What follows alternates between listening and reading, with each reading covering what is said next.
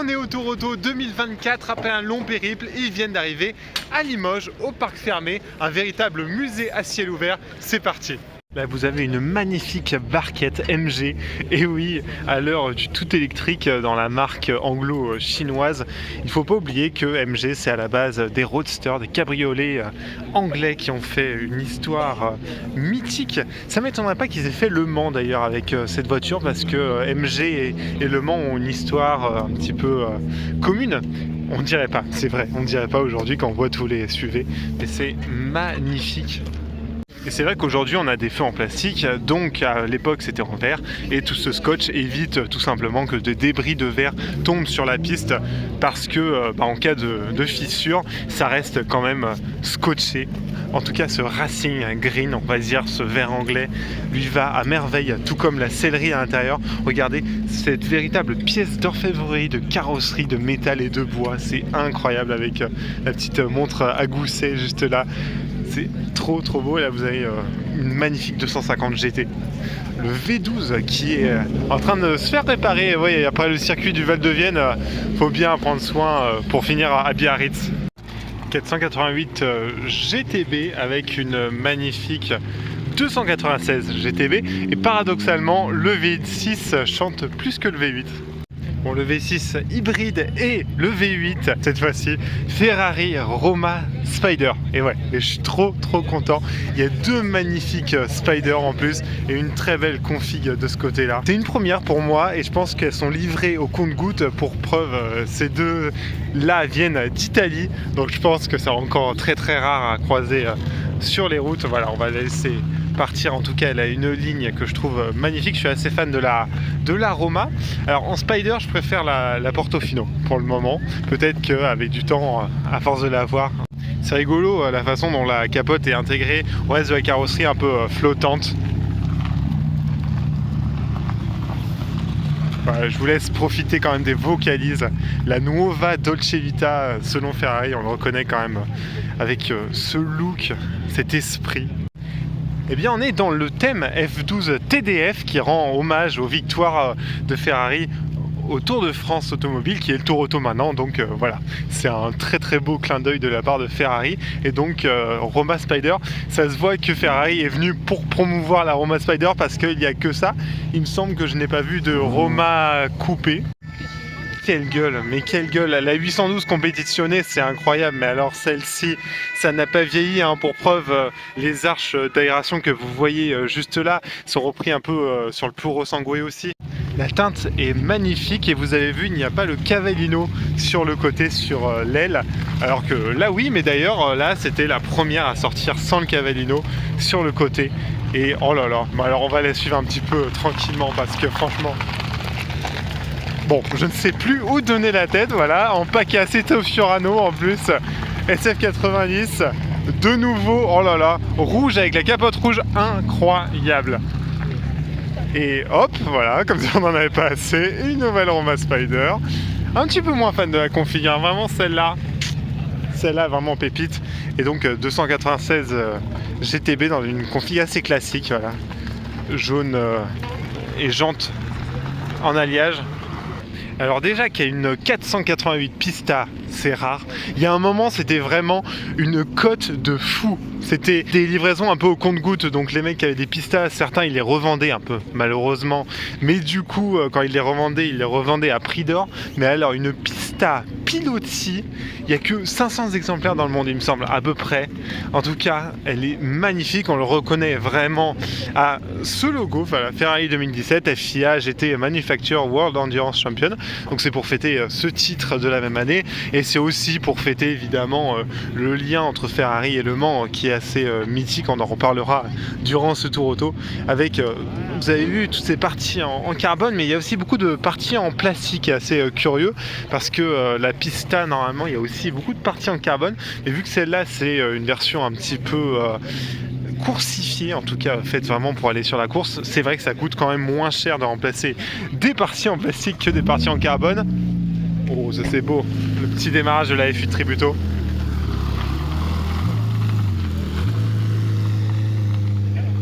j'ai le don pour rater les démarrages. C'est catastrophique. Le timing est... Et donc vous voyez, là encore, le diffuseur, voilà, il est tout en carbone. Mais là, normalement, des fois où il y a le Cavallino flottant, vous pouvez l'avoir en carbone. Là, il est en plastique, cette partie-là. La GTC 4 Lusso qui fait son départ en V12. Il y a des versions V8, mais à mon avis, là, c'est un V12 vu comment elle chante. Surtout que, voilà, elle vient de Modène, donc ils vont pas venir V8 quand même. Ah non, elle vient de Toulouse, pardon. Alors cette 296 GTS du coup me fait assez rire sur la config. Il est en tout électrique d'ailleurs. Ça me fait penser à Duracell, c'est rigolo. La Pista Piloti qui fait son départ.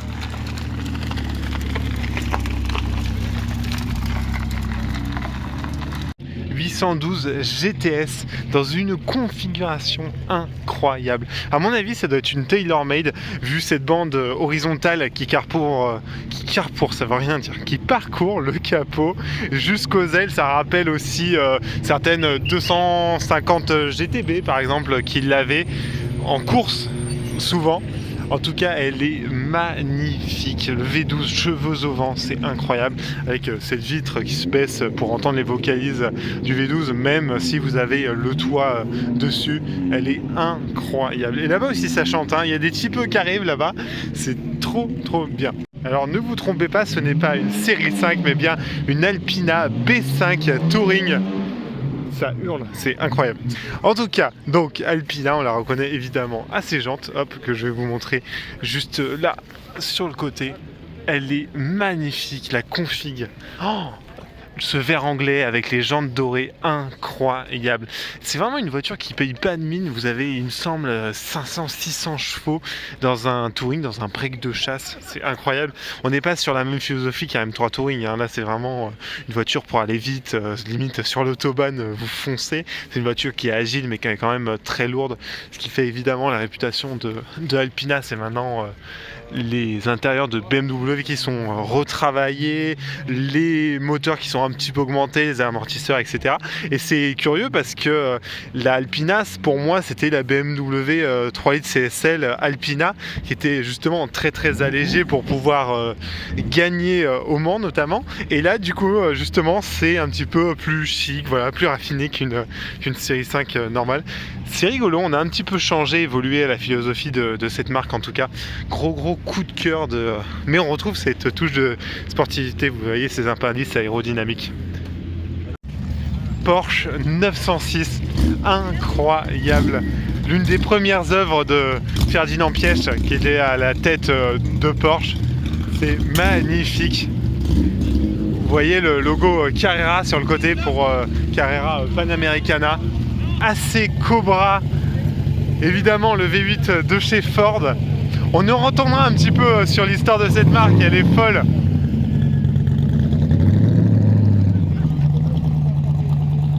Bon, il n'y a pas que les anciennes au Tour Auto, il y a effectivement BMW qui est le partenaire officiel du Tour Auto. Effectivement, tout le staff roule en BMW. J'ai envie de vous dire, il y a pire, surtout quand il y a des M3, M4 et nouvelle M2. Voilà, niveau du design, c'est assez particulier, hein. C'est assez torturé par rapport à l'ancienne M2 qui était vraiment dans l'élégance que j'aimais beaucoup. Là, c'est vraiment bodybuildé, c'est vraiment musclé. Vous avez surtout le moteur de la M3, M4 et ça se voit aussi au niveau du diffuseur et des échappements. C'est vraiment une mini M3 et M4 où avant il y avait quand même une belle différence entre une M2 et une M3 M4.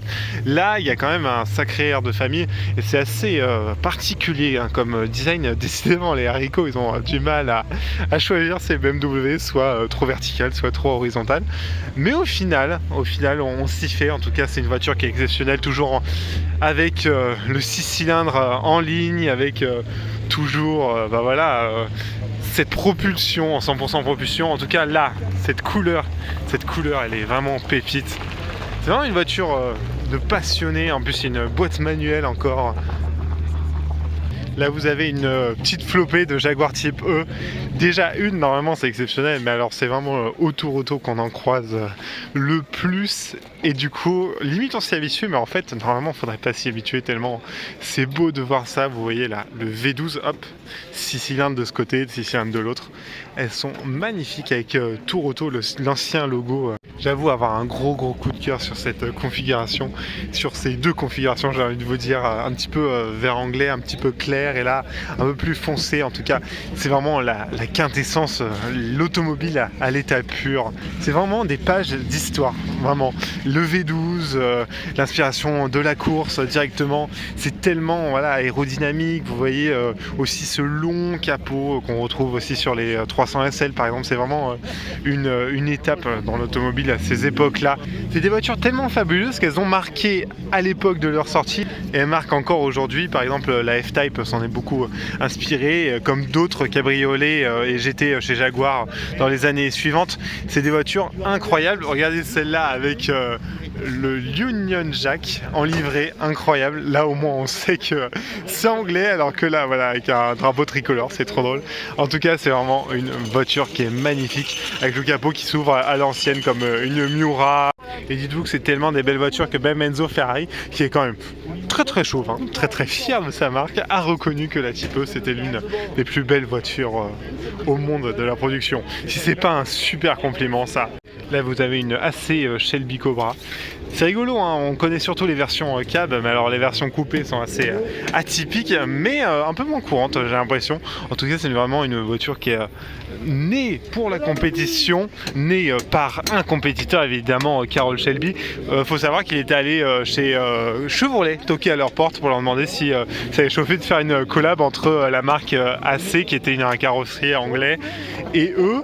Ils ont fait quelques protos, il me semble, mais au final, ils se sont tournés vers Ford et il a remprunté leur V8 Ford. C'est un super choix et chapeau à Ford aussi d'avoir accepté cette collab, parce que du coup bah voilà, aujourd'hui Shelby c'est vraiment le préparateur phare pour la Ford Mustang notamment, et surtout bah voilà, ce modèle mythique évidemment, la Shelby Cobra.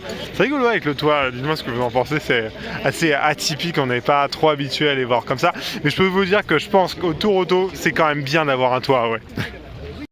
Vous avez vu, même dans un proto du Mans, vous avez quand même un petit coffre. Quelle chance. Bon, pas bien grand, hein. Attention, c'est que un sac. Porsche 906, du coup, l'évolution de la Porsche 904. L'un des bébés de Ferdinand Piëch.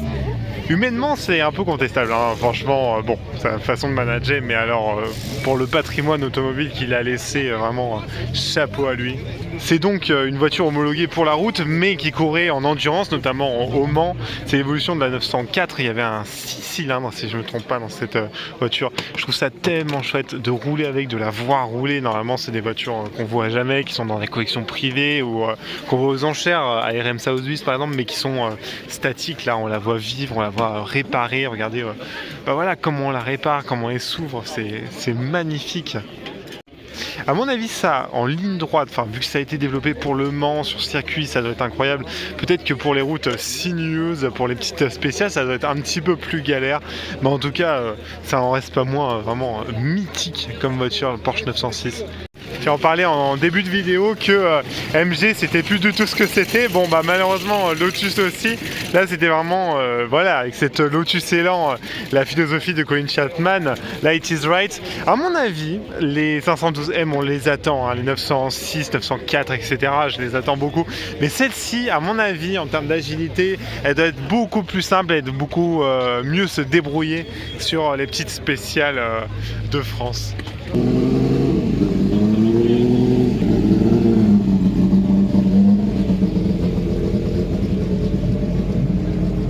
BMW M1 Procar. C'est un véritable morceau d'histoire pour BMW et pour l'automobile, j'ai envie de vous dire, parce que voilà, c'est les premiers pas de motorsport en compétition automobile.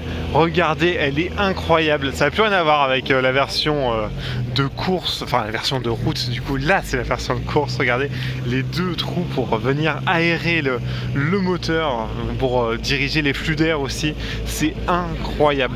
Ça me fait rire, hein, les deux mini haricots en nez de cochon, là, c'est trop drôle, même par rapport à la 2002, ils sont tout petits. C'est vraiment une voiture incroyable. Malheureusement, la version de course, enfin la version de route, je vais y arriver, pour homologuer d'ailleurs la version de course, a fait un gros flop commercial. C'est dommage parce que bah voilà, c'était le prix d'une Ferrari. Je pense que c'est peut-être ça qui a pêché dans son histoire, mais ça aurait pu être un gros succès. Peut-être que si elle est arrivée après la version de course, bah, elle aurait aidé à vendre un petit peu. Ça c'est trop mignon, cette petite Mini. Un petit morceau d'histoire là aussi, hein, notamment du rallye Monte Carlo par exemple. Tiens, quand je disais tout à l'heure la 812 GTS avec ce fameux bandeau horizontal, eh ben ça fait penser à cette 250 GT du coup SWB. Elle est magnifique. Oh là là, c'est vraiment l'esprit italien, l'esprit Dolce Vita à l'état pur. Tiens, regardez, c'est trop drôle parce qu'ils ont scotché, du coup ils ont pas mis les scotch noirs avec des scotch transparents, du coup ça casse pas la ligne, ça c'est rigolo. Là vous avez une Alfa Romeo Quadrifoglio, elle est magnifique, je suis vraiment fan d'Alfa Romeo. Je vous dis ça en ce moment moins avec le Milano ou le Junior, mais en tout cas ces Alfa Romeo là, ou la Giulia Quadrifoglio récemment, ça me plaît, avec ce fameux trèfle. Normalement c'est un losange, mais au décès d'un des pilotes en fait c'est devenu un triangle, voilà, parce qu'il y avait 4 pilotes, et ensuite il y en avait 3. Et c'était pour ce pilote là, c'était une sorte de pot de bonheur qu'il mettait tout le temps. La seule fois qu'il l'a pas mis, malheureusement qu'il l'a pas peint, il est décédé. Donc voilà, c'est un symbole mythique, hein, ça aussi pour les alfismes, mais aussi pour le monde de l'automobile. Et là vous avez une NSU qui est un peu l'ancêtre d'Audi avec Auto Union et NSU. Il me semble que ça avait fusionné pour faire Audi ensuite. Et oh là là, il y a un festival de moteurs là, incroyable.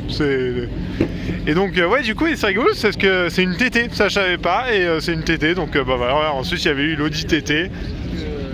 Bon bah voilà, là elle est là, la F512M ou la 512M. Voilà, je vais essayer d'aller la voir, même si à mon avis ça va attirer bon nombre de gens. Alors là j'ai un petit doute, il me semble que c'est une De Tomaso Pantera, si je dis pas de bêtises. C'est ça. Bon là les monuments automobiles s'enchaînent, c'est incroyable. 911 RS, les premières, hein, vraiment 911, 901, c'est incroyable. Oh là là, ça sent l'essence, ça sent vraiment la pureté mécanique, c'est trop bien. Ferrari 512M. Vous imaginez, normalement c'est un proto qui est au Mans, et là sur route ouverte, c'est incroyable. Bon, les puristes ils vont un peu hurler parce que moi le M me fait penser, donc c'est Modificata, hein, 512M, ça me fait penser à la Portofino M. Alors évidemment il y a eu beaucoup d'autres M dans l'histoire, mais la première qui me vient c'est la Portofino M. En tout cas c'est l'évolution celle-là de la 512S qui était un prototype au Mans, et donc là la 512M ça a couru contre les Porsche 917, hein, donc autant vous dire que malheureusement l'hégémonie, la suprématie de la Porsche 917 a prédominé sur cette voiture, mais néanmoins ça reste évidemment une voiture qui est excellente. Mais je pense que sur les routes ouvertes, sur les petites routes ouvertes de France, ça va être quand même un petit peu compliqué. En tout cas, les mecs ils ont du courage de rouler avec ça, et franchement merci de rouler avec ça, parce que bah voilà, normalement c'est des voitures qui valent des millions d'euros. La voir en vrai devant nous, c'est juste exceptionnel. C'est assez rigolo, hein, de la part de l'organe du Toronto de l'avoir mis la De Tomaso Pantera à côté de la Ferrari, quand on sait que la De Tomaso avait demandé en s'installant à Modène d'avoir des moteurs Ferrari. Ferrari avait refusé, du coup il s'était retrouvé avec des moteurs Ford, donc c'était un peu voilà, le côté états-unien, muscle car et tout, avec un V8 Ford, et du coup le côté européen, même si c'est un logo argentin, hein, vous voyez, un drapeau argentin de Tomaso, donc ça doit être des origines d'Argentine. Dites-moi ce que vous en pensez, mais je trouve quand même on voit des inspirations de Ferrari, mais même aussi du design italien. Ça se voit quand on s'installait en Modène, ils voulaient vraiment être sur la lignée de Lamborghini, de Ferrari, etc. En tout cas, des Ferrari, il y en a une ici, une là, il y a Porsche RS, c'est vraiment un paradis. Regardez-moi, tout ce monde est rempli de musées et de légendes de l'automobile. Là-bas on dirait une Ferrari 308 si je dis pas de bêtises, mais là on a une 3 litres CSL incroyable. 3 litres CSL. Quand on parlait de la M1 Procar, bon bah voilà, c'était les premiers pas de... Ouais, je voulais essayer d'apprécier quand même la mécanique. Du coup, je disais quand la M1 Procar, donc c'était les premiers pas de Motorsport, mais là c'est vraiment les premiers pas avant la création du logo Motorsport. Elle avait le surnom de Batmobile par son design très atypique qu'on avait sur la BMW génération E9. C'est une génération que j'adore parce que vous avez en fait cet avant ô combien atypique, vous avez vu, qui est taillé vers l'arrière. Normalement c'est contraire un peu à l'aérodynamique d'une voiture. Normalement on veut que ça aille vers ce côté-là et donc voilà, ça va vers l'arrière. C'est vraiment trop drôle. Et du coup CSL en fait c'est coupé sport léger. On dirait pas comme ça parce que c'est quand même une voiture assez imposante, mais c'est une voiture du coup qui a été très allégée. Et on parlait d'Alpina quelque part là-bas. Là c'était vraiment, Alpina avait encore plus allégé cette voiture pour la faire gagner en compétition. C'est une voiture qui a un palmarès incroyable. Vous avez vu ces petits logos. L'année dernière il y avait le XM qui était au Tour Auto, il y avait pareil sur la lunette arrière, deux logos en parallèle. Petit clin d'œil à celle-ci, même si elles n'ont pas grand chose pour pas dire rien en commun. En tout cas, c'est une voiture qui est juste épatante. On voit les inspirations de la M1 quand même, avec cette carrosserie très travaillée, notamment cet élan très imposant à l'arrière. Et là vous avez une Alpine à 110 avec une Alpine à 310 qui se sont rajoutées. Bon lui il a trouvé la solution, au lieu des scotch il a mis carrément des grilles pour protéger les phares. Mais c'est trop beau avec les lanières en cuir Porsche 356, bien avant entre guillemets, avant la Porsche 911 901. C'était sur une base de coccinelle, donc vous avez un petit 4 cylindres placé sur l'arrière. Elle est magnifique, je trouve. Ça a pris une cote, ça c'est incroyable aussi. Ça valait, il y a un moment ça valait rien du tout, ou presque rien, et là ça s'est envolé. Maintenant ça devient intouchable des Porsche 356. Il paraît que c'était le 356e projet de chez Porsche, d'où le nom Porsche 356. Dites-moi les Porschistes si c'est bien ça. Là vous avez une BMW 2002 turbo injection, oui normalement c'est ça, et c'était, je m'en souviens parce qu'en fait c'était le premier turbo injection d'après-guerre, donc après la Seconde Guerre mondiale. Et là vous avez une très mignonne Mini, on en a déjà vu une. Et c'est trop drôle de se dire en fait qu'avec les Abarth c'était vraiment celles qui dominaient, en tout cas qui ont beaucoup gagné au Monte Carlo, mais en même temps c'est pas déconnant parce que c'est des voitures qui sont légères, qui sont facilement maniables, l'esprit kart qu'on a sur Mini évidemment. Et donc là on est sur un autre registre évidemment, 275 GTB, le V12.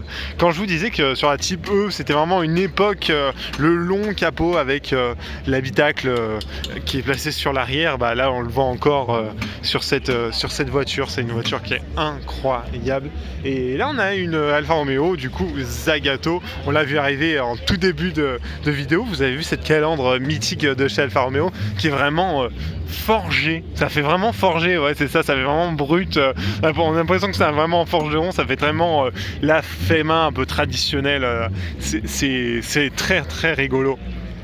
Bon comme quoi tout est lié au Tour Auto, on parlait de 906, on parlait de 512M, donc on parle de Ford GT évidemment pour l'endurance. Là encore c'est rigolo, vous avez vu le rond ils l'ont coupé parce que pour s'adapter à la carrosserie du capot, enfin les formes du capot, c'est rigolo. Vous avez d'ailleurs des formes NACA pour les aérations qu'on trouve notamment sur la F40. C'est des inspirations de l'aviation. En tout cas c'est une voiture qui est juste extraordinaire, et là aussi tout est lié parce qu'on parlait d'AC Cobra et de Shelby, et donc là c'est une voiture qui a été notamment pensée en partie par Carroll Shelby parce que à cette époque c'était le seul états-unien qui avait gagné au Mans, donc voilà, il avait l'expertise nécessaire pour Ford d'aller ensuite battre Ferrari au Mans, mais ça vous le connaissez tous avec le Mans 66. Vous avez vu le petit bossage, hop on va aller voir sur le côté pour les casques, parce que ça reste quand même une voiture qui est assez basse, et c'est une Mark 1 à mon avis, ouais, les toutes premières Ford GT, parce qu'ensuite il y a eu des Mark 2, Mark 3, etc. Ensuite dans les années 2000 aussi il y a eu une nouvelle génération de Ford GT, et ensuite il y a les dernières Ford GT mais avec un V6 EcoBoost. Là on est encore sur le bon vieux V8 et sur la bonne vieille mécanique. C'est trop beau. Vous avez vu les trappes pour mettre l'essence qui doivent être juste là à mon avis. D'ailleurs pour la petite anecdote, combien elle est basse, Ford GT 40, 40 pour la hauteur de caisse, c'est rigolo. Et d'ailleurs, ils ont perdu l'appellation GT 40 pour les nouvelles Ford GT 40. C'est pour ça que du coup, elle s'appelle, plus Ford GT 40, mais Ford GT. C'est quand même dommage de perdre sa propre appellation. Alors là les amis, j'aurais jamais dit que c'était une Maserati, c'est improbable. Et vu qu'il y a des chevrons là, classique, le A avec les chevrons, ça se trouve c'est l'époque du coup de Citroën qui avait racheté Maserati, notamment avec la SM. Là, vous avez une Porsche 904. Elle est magnifique. Et en fait, c'est rigolo parce que c'est vraiment précurseur dans l'histoire des prototypes de Porsche, notamment au Mans. Parce qu'on a vu, là-bas, il y a une 906, on a vu des 910, on a vu peut-être une 908. On en voit trop. Oh là là, qu'est-ce que... problème de riche. Mais en tout cas, cette Porsche donc, a été designée par le petit-fils de Ferdinand Piëch et le fils de Ferry Porsche. Il a lui aussi, accessoirement, designé la Porsche 911-901. C'est quand même un sacré coup de crayon qu'il a. Et c'est rigolo, celle-ci ne fait pas vraiment prototype, ne fait pas vraiment hors norme. Elle fait très, en fait, entre guillemets, voiture normale, une sorte de 911 un petit peu prototypée pour l'endurance. Mais c'est pas extravagant, c'est pas non plus un ovni sur la route. C'est très drôle ce mixte. En tout cas, elle est très très atypique. Et moi, j'aime beaucoup en fait ces feux dans l'alignement de la carrosserie, dans l'alignement de l'aile qui épouse parfaitement les lignes du vent avec ce fameux rétroviseur juste là sur l'aile, lui aussi qui fait penser un peu à l'aviation. C'est juste magnifique. Et là, vous avez vu cette type E. Oh là là, elle est dans son jus celle-là. Hein. Il y en a qui sont bichonnés, qui sont soignés, mais alors celle-là, ouais, c'est... Ah oui, c'est rigolo. Elle a même pas là, elle a même pas le plexiglas. On a... Oh là, c'est atypique. C'est vraiment drôle. Et là, on a une autre type E qui a encore une autre version avec 4 feux, donc peut-être un peu coursifié pour celle-là. Si vous voulez une type E, là, vous avez du choix. Hein. Bon, ça y est, le soleil s'est couché sur Limoges, mais les voitures arrivent quand même. Le V6, la Dino V6. Je vais dire Ferrari Dino parce que j'adore cette voiture et c'est quand même le fils d'Enzo Ferrari qui a fait cette voiture et la ligne, je l'aime beaucoup cette Ferrari. Ouais, j'ose dire, hein. J'ose dire Ferrari parce que pour moi, Enzo Ferrari, il était très très fier de son fils et c'était un motoriste de génie, alors que une très très jolie Chevrolet Corvette Stingray arrive, les toutes premières avec les feux escamotables. Oh là là, qu'est-ce que c'est magnifique. On passe vraiment de l'européenne à la muscle car, le V8, écoutez. Et là vous avez une 911 RSR, la plus radicale, et c'est rigolo parce que vous avez des générations différentes de Porsche 911 avec cette 356 avec la bagagerie. C'est trop beau. C'est là aussi à une certaine époque, on s'imagine bien sur la Côte d'Azur avec cette malle. Et 2002 Ford Mustang. Oh là, c'est magnifique. Ça arrive transporteur. Non, ça je rigole. Par contre, ce qu'il y a dans la remorque, ça doit être beau. Regardez, la Ford Mustang. Ah, mais c'est le présentateur de Vintage Mécanique, si je me trompe pas. Ouais, c'est rigolo. Dites-vous que c'est la voiture qui voulait rajeunir Ford à l'époque. Je pense que c'est vachement bien réussi parce que même les jeunes se retournent sur cette voiture.